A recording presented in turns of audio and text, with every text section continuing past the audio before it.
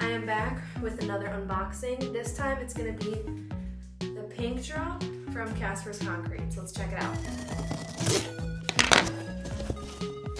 Just to start off, this has been packaged really well.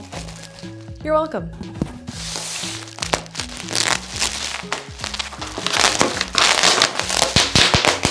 This is so adorable. So I picked up a baby barrier and a king to ledge in the pink flavor, as I said before. Impressions, packaging looks good.